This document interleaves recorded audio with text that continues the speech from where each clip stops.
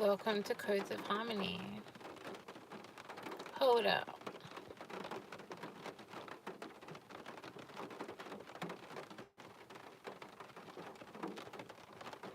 Ooh. Okay, hold up. Hold up. Let me just wait. Let me just wait for people to get in the room, hey? I'll give y'all a minute. Let's have a little collab.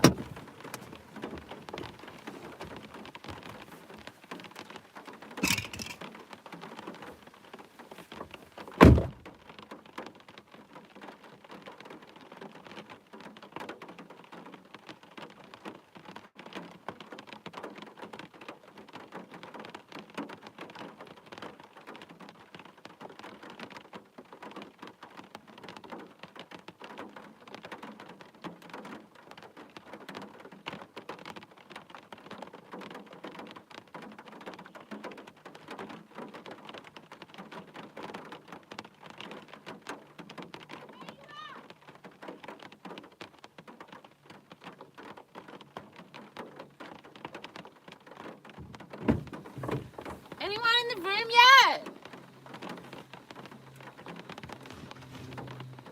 Hello? Anyone? This is an important video. Where you at? Alright. Okay, so this message is about the most important thing for white folks to understand. Yeah. Maybe I should just wait for someone to come into the room.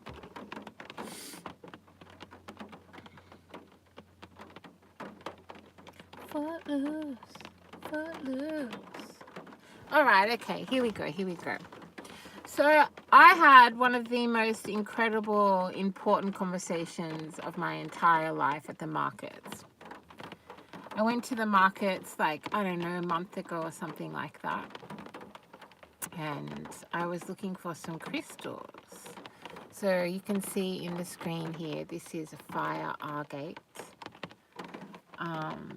which has been handcrafted. Like, obviously not the crystal. Well, that's handcrafted by Mother Earth. But this crystal is being sold at this market that I went to in Brisbane, in so-called Australia. It was a really hot day, so I thought it was interesting that I ended up getting a crystal that holds the magic and the energy of fire within it. Yeah, very activating crystal. And I had possibly, like, basically I wish that every single white person could have been there for this conversation. I wish that this conversation could be plastered over every newspaper in the entire world. I wish that this conversation would actually be shared by the allegory for every single white person to see. Because it was possibly, like, even though it was only maybe a 10-minute conversation, even a 5-minute conversation, it is the most important thing for white folks to understand. So I walked up to this lady. She was a white woman. She had all these crystals hanging down in chains in front of her. She, as you can see by the image on your screen, she welds them. I don't know if welding is the right word. Solders them, almost like soldiers, but solders them, and has them on little pretty chains, right? So this one I actually did end up getting. I asked her what crystal she suggested or intuited for me to get. She pointed this one out. Well, I was already looking at it, to be honest, which I always am. Safely, right? I just heard, sometimes women lie to survive. Take that as it resonates. Please only leave what does not. Thank you so much for your support here on this channel. The most important conversation, the most important thing for white people to understand, and don't switch off, don't shut down, when you realize what it is. How did it happen?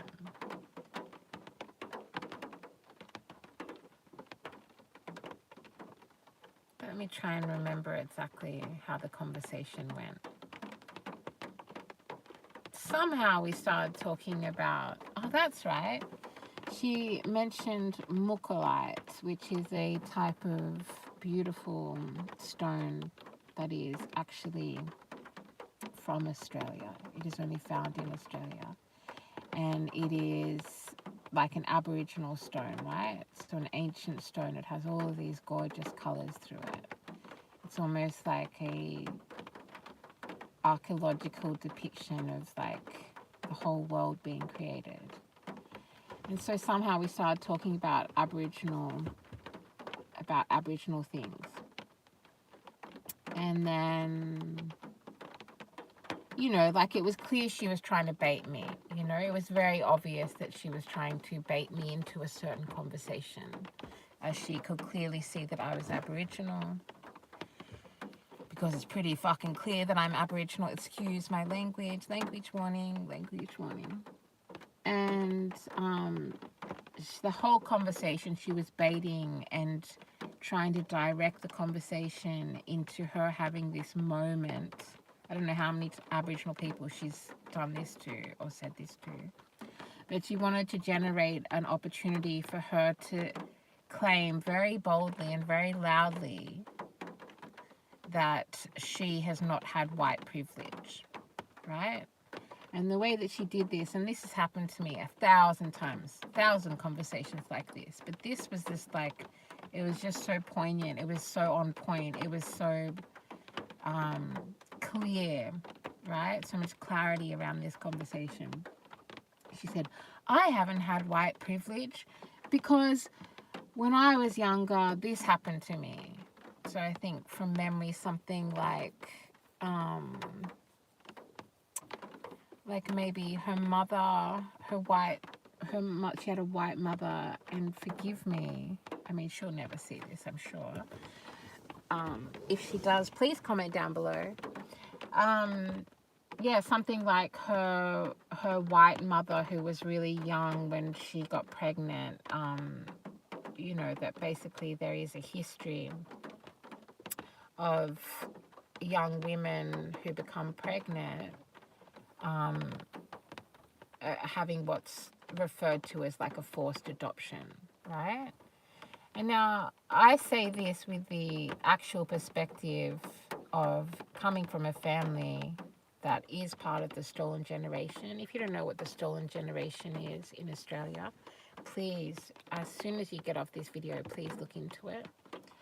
And basically, oh look, everyone's run away. Oh, someone's back. Will I ever know who you are? Really? Will I ever know who you are? That one person right there.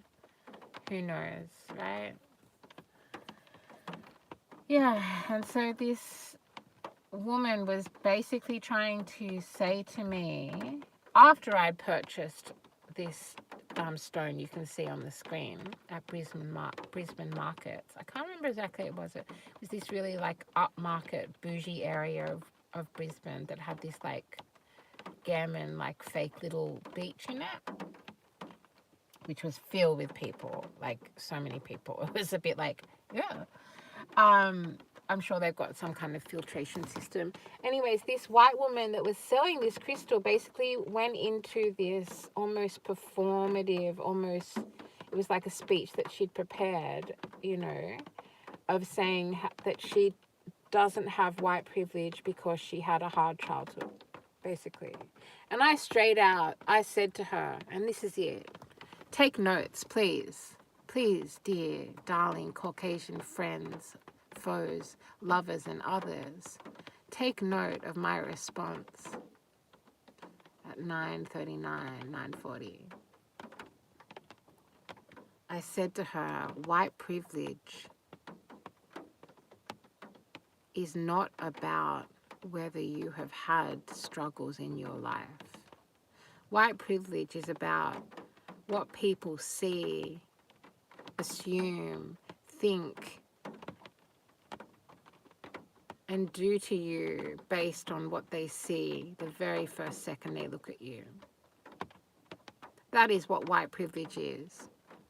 You looked at her and she very clearly had white skin, bluish green eyes, all of the facial structure of a white person. She was a white person. She is a white woman. And so I said to her, it's about when you walk into a store, people don't assume that you've stolen something and that you're about to steal something.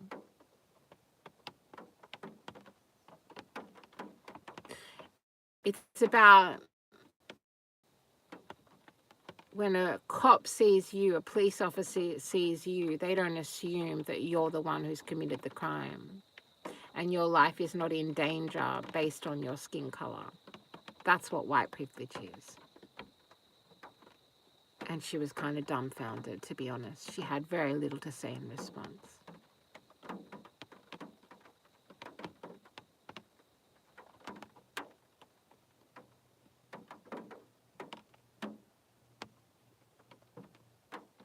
This is the most important thing for white people to understand. And unfortunately, because the word privilege has been connected to wealth, money, and status, white fellas actually think that if they are poor, that somehow eliminates their white privilege. That if they have experienced something negative in their life, that somehow eliminates their white privilege. And the sad truth is, the very next day after that, you can walk into a shop and you will not be followed by the security guards, but I will. You can sit next to a little old white lady on the bus and she will say, "Hi, how are you?" But she will grip her purse like I might steal from her, knowing nothing about me, not knowing who I am, not knowing my name, not knowing my bank account, not knowing my status, not knowing any of that. That's what white privilege is. Do you get it? Do you all get it yet? Or do I need to write a book? Which, by the way, I have so much to say. I'm such a fucking good writer. I have so much music to give. I have so much magic to share. But there's this thing that happens with me. If I don't feel respected and I don't feel like the world can shift their thinking, their narrow-minded thinking, to understand this very basic thing that all brown, black, and indigenous people know, even those ones who have white flesh, who have white skin, who have blonde hair, who have blue eyes.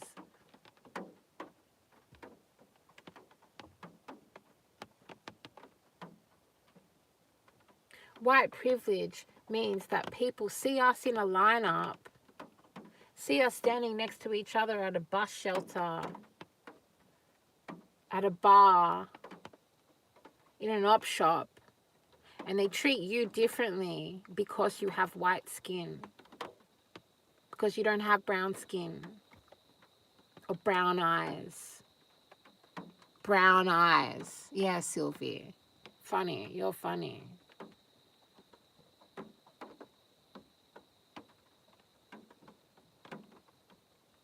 And I almost started turning this channel into what I've done for the last 20 years of my life, which is be an activist.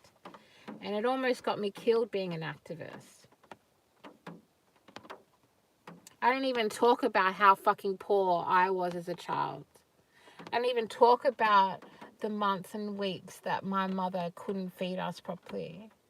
I don't talk about the times that we lived on people's couches and on verandas. Because as soon as my mom, a black woman, started making any kind of success in this white world, as soon as she started making money from rags to riches, I had whole communities turn on me. I had many men wanting to harm me and my family. Many psychotic white women, men, and others, including members of the rainbow community, wanting to harm and actually try and encourage me and my brother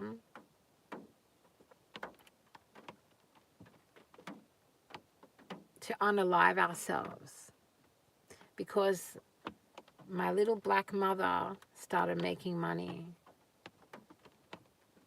And so now what am I to do? Why would I feel safe to actually receive?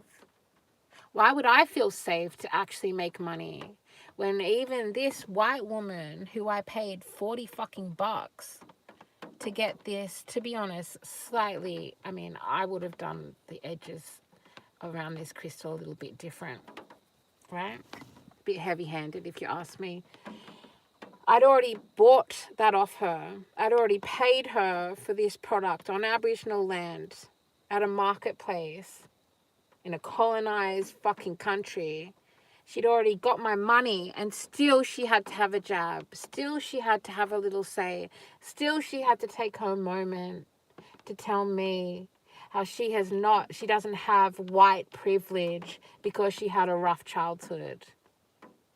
She doesn't seem to want to acknowledge or get it through her skull that she can walk into a shop and get a job much easier than somebody with brown skin. Like, why is it so hard to understand that?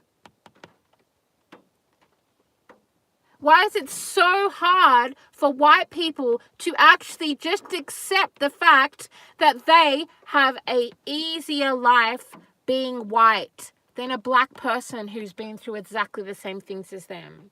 Because every single morning we wake up, we have to fight through oppression. We have to swim through a sea of assumptions made about us based on our skin color, based on our blood, based on our DNA, based on the curl and kink of our hair, the depth and roundness of our beautiful eyes, be them black, be them brown, be them hazel.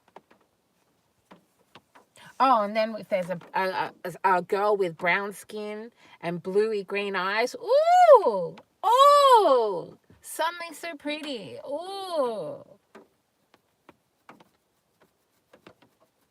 This is the most important thing for white people to understand. The most important thing for the collective to move forward is that white privilege exists regardless of your life.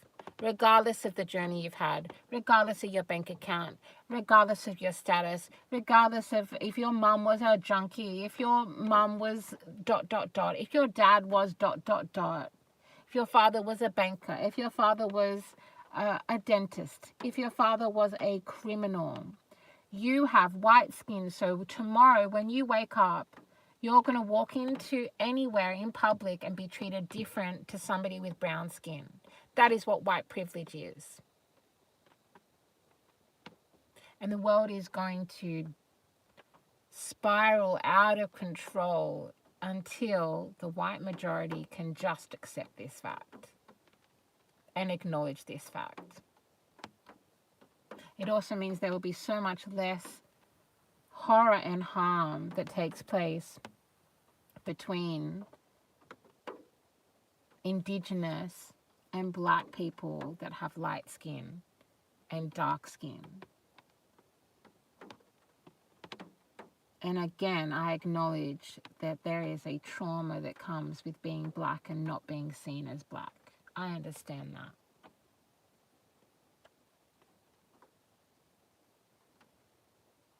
And whatever country you're living on, if you don't have DNA, bloodline that comes from that country, then you are not Indigenous.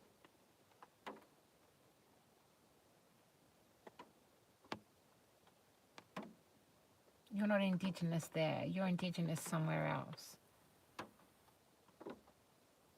And it's heartbreaking the way that white people have been systematically, over generations and generations, trained into thinking that you are not sacred, that you do not have Indigenous knowledge connected to this earth plane. I happen to live in an area where there are lots of quote-unquote woke white people that think that they are the first ones to think that we all deserve to be alive and that all life matters. It's like we were trying to tell you that for decades. And now they want to tell us like it's news to us. We're like, yeah, duh. Duh, Fred. This keeps coming through. Duh, Fred. Duh, Fred. Like obvious. That is obvious. That is basic. But to say that and completely ignore the fact that black people who have not committed a crime get locked up so on an astronomical level higher than white people and non-Aboriginal people. Duh, Fred. All life is important. Duh. Duh. Like obvious. That is so gosh darn obvious.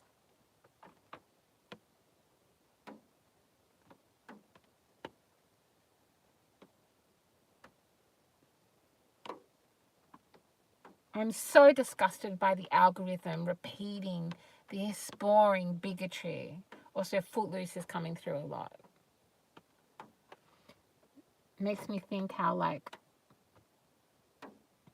often when I used to go out dancing a lot more, I used to somehow suddenly, often I would be, because I was seeking out spaces that were safe for queers to be dancing.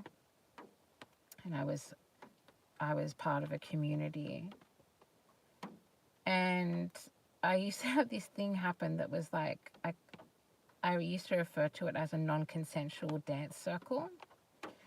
So like I'd be dancing and then all of a sudden I'd look up and I'd realize I was literally surrounded by almost all non-Aboriginal or non-brown, non-black people, right? Almost always, like, predominantly white people would be standing around me in a circle, watching me dance, cheering me on.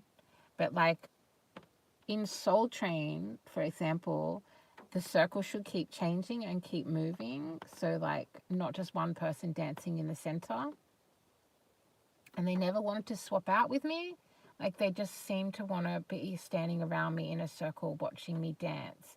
And then I had lots of like experiences where particularly gay men would touch me without my consent.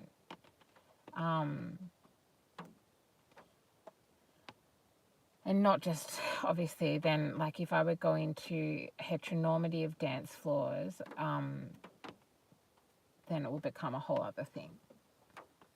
And, yeah, I've been thinking about that recently because there's some channeling coming through about the sacredness of dance and the fact that I'm a ceremonial dancer. And, yeah, white privilege even exists on the dance floor.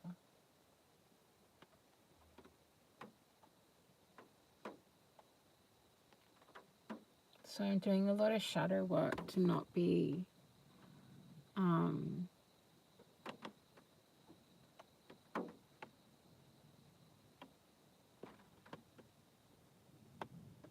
it was just so typical. It was just so typical.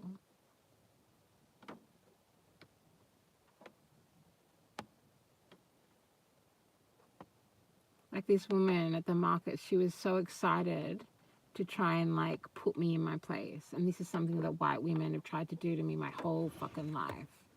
Trying to put me in my place. Not understanding that even that is like old social programming around like white missionaries knowing better than the black, brown, and indigenous people that they have colonized.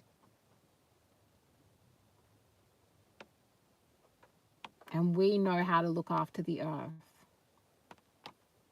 Where I live, people are fuming that I'm here on Aboriginal land as an Aboriginal woman. And that is so like 1930s backwards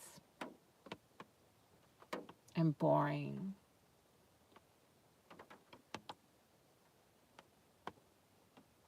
So fire agate may be important for some of you to look into working with.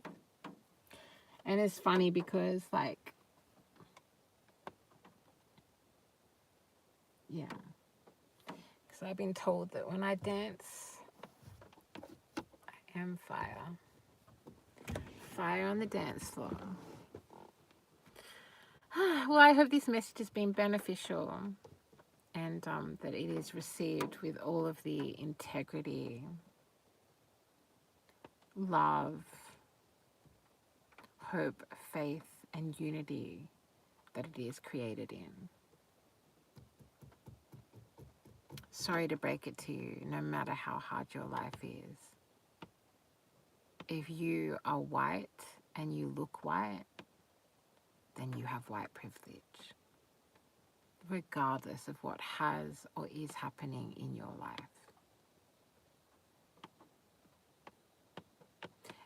And it is every single person on an individual level that has not accepted this, every single white person that still tries to deny this. You are the reason that war can exist. You are the reason that we can be watching the brown-skinned children of Palestine be treated the way that we are, watching it. Yeah? Because as long as that concept in your mind, oh yeah, and also about targeted individuals,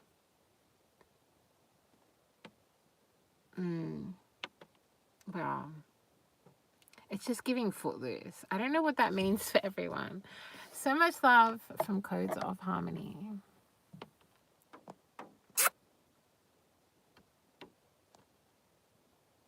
Did you hear? Did you hear me? I hope you heard. Heard as in you're listening, not as in a herd mentality.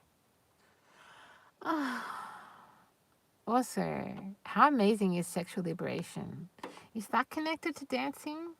Oh, whoa. I think I just had an epiphany.